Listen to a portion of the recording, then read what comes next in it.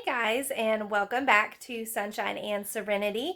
And today, this is going to be part two of our previous video. So the previous video, I kind of shared with you guys some tips and tricks on how to make your grocery budget go further, how to save more in this inflated economy. We talked about meal planning. We talked about using leftovers.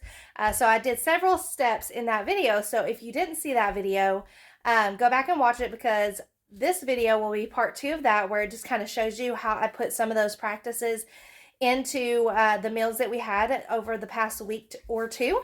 So if you didn't go back and watch that, go back and watch that, so that way you're kind of in the loop of what happened.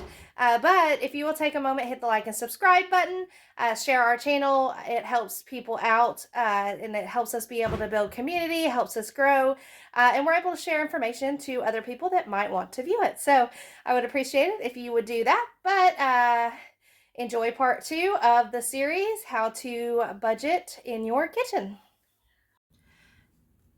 Okay, so one of the things that I would encourage you guys to do, if you guys are trying to save money and you guys are trying to utilize what you have as far as your pantry goes, I would suggest making a weekly meal plan and just planning ahead.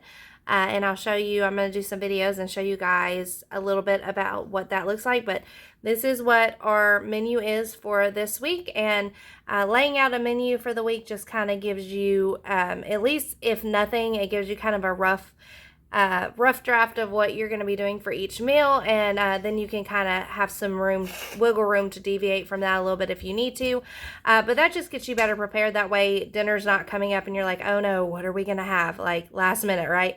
So I'm going to take you with me on the journey this week of what we're going to be doing for meals.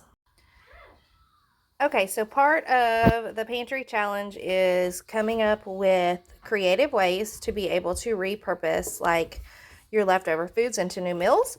So I'm going to show you what I'm doing today. So this was like a Cajun dirty rice that I did for dinner in the crock pot, and we have it left over in the Instant Pot, and we have it left over in the fridge. So what I'm going to do is I'm going to take this, I'm going to dump it into my crock pot, and I'm going to add this along with some seasonings, and we're going to turn it into a soup. So this is what it looks like. I added 1 can of that soup that you saw, and then I just added some water to it, and then I will probably add maybe a little bit of like a tomato paste or something, maybe to thicken it up if we wanted to. But I'm going to basically heat it up, and then we can put it in a bowl, add some shredded cheese over it, and it's kind of like a Southwestern style soup. Okay, so today you saw on the meal plan that we are having pancakes for breakfast. So one of the huge things that I can tell you guys, if you guys are trying to make the most of your time and be able to make the most of your meal plan, is to always make extra when you can. So I'm going to be making extra pancakes this morning. So I'm going to do like 1 big batch, and then whatever my kids don't eat this morning, we'll throw in a freezer bag, Ziploc bag, throw in the freezer, and that way they can pull them out, pop them in the microwave, pop them in the toaster on busy mornings when we just have to be out the door. So that makes prep work, I'm doing 1 big batch of pancakes, and then when my kids want pancakes again or we need something quick, it's easy to grab because they're already ready.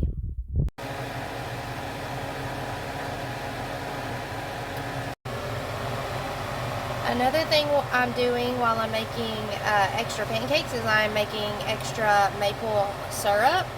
So there's a recipe you can look up on Google, just type in homemade maple syrup, and it's just sugar, brown sugar, water, and maple extract. And so what I'm doing is I'm making a double batch of the syrup, so that way I can put it in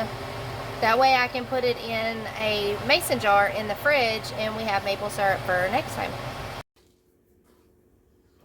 Okay, so this morning we are having for breakfast a hash brown egg and sausage casserole with cheese in it that I prepped last night, put in the fridge, and then all I have to do is throw it into the oven and cook it this morning. So that is a good way for you to have easy, quick breakfast, prep ahead the night before. Okay, so what we're having tonight for dinner on the dinner plan is chili in the crock pot with homemade cornbread. So what I did is when we cooked dinner last night, so we had cheeseburger and macaroni last night, what I did was instead of cooking 1 pound of ground beef, I cooked 3 pounds of ground beef so that I would have ground beef already cooked and ready for chili today and lasagna on Thursday. So that is one big key whenever you're cooking something. Plan your meals around what you're going to be cooking. If you're cooking something with ground beef that week, maybe double how much ground beef you make so that you have ground beef already cooked and ready for your next meal, so that all you have to do is quickly throw it together, and that will cut down on your prep time, and it will also allow you to be able to still eat at home on those busy nights. So that's my tip. When you're cooking something, prep it extra and then use it for a meal that week. Okay, and lunch for today, again, we had cheeseburger and macaroni last night for dinner. So I just made extra pasta noodles, and what I'm going to do is I'm going to put some butter in this, reheat it in the microwave, and then I'm going to add some sauce to it, and that is maybe some cheese, and that's what we're going to have for lunch today. So again, another example of making extra when you're cooking a meal already and then saving it for another meal for another day in the week. Okay, so this is one of the reasons why I advocate to try to cook as much as you can from scratch, from whole food, because this right here, you're looking at 2 boxes of, let's see, it's 2 boxes of the pasta roni. Now, I had these in my cabinet, and I'm trying to go through my pantry and trying to clear stuff out, so this is what I had planned to cook for dinner, but as you can see, there's not, it doesn't make very much. So 2 boxes does not make enough for our whole family of 4. So I'm having to make something else in addition to this for my kids. And so that's why I say it's a lot cheaper to make. It's a lot cheaper to make everything from scratch than it is to just buy the packaged stuff, not to mention it's a lot healthy for you, but that kind of gives you an idea of like the portion sizes versus if you were to buy some noodles and make your own butter sauce, it would be a lot cheaper and you would be able to get a lot more out of it. Okay, so tonight for dinner, what I'm going to do is I'm going to take this leftover meat that I've got from the brisket or Boston butt that my husband grilled this past Saturday. What I'm going to do is I'm going to put in the crock pot along with 1 or 2 cans of this Sloppy Joe sauce that I have in the cabinet that I need to use up, and we're just going to let it go in the crock pot, and that is what we are going to have for dinner tonight, is pulled pork sandwiches. Okay, so in my first video, I talked about how in order to make the most of your meal planning and in order to make the most of your meals and save you the most, you have to be willing to eat repeat meals. So this is an example of this. We had this pulled pork last night for dinner. We had pulled pork sandwiches, and that is what we are also heating up and eating for lunch today. So we are making the most of what we've made, and that also cuts down on food that we have to use and time that's spent cooking something completely different. So we're going to eat this today, and that should take care of most of that, and then we can move on to dinner tonight. Okay, so tonight we are taking the leftover chicken. Remember, I cooked the 2 whole chickens, and we are taking what is left of that, and we're going to take the meat off of it, and we are going to put it in the crock pot with some cream cheese and some salsa, and we are going to have chicken tacos tonight.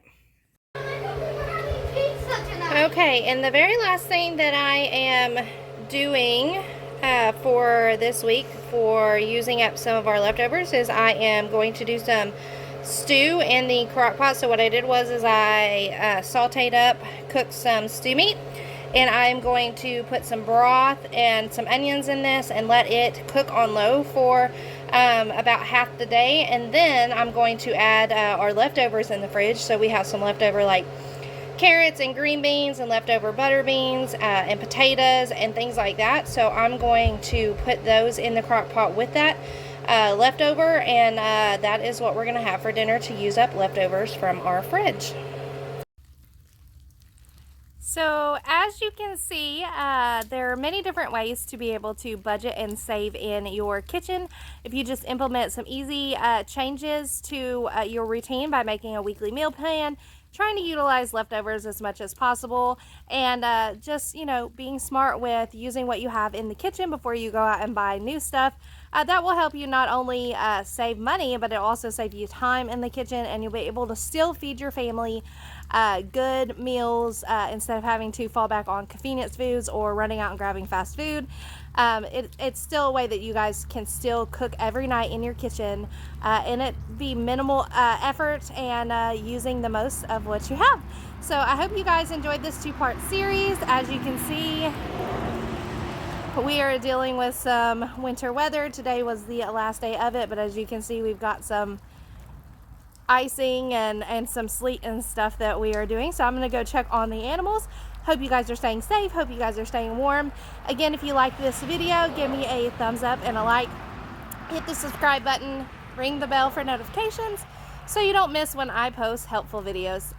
If you guys have any questions, drop them in the comment below. Maybe if you have any tips and tricks, drop those in the comments so people can see that and be able to also learn maybe some things that I didn't post in these videos. And that just helps build a community. So you guys, I hope you have a wonderful rest of your week and weekend. Stay warm, and until we see you guys next time, bye friends.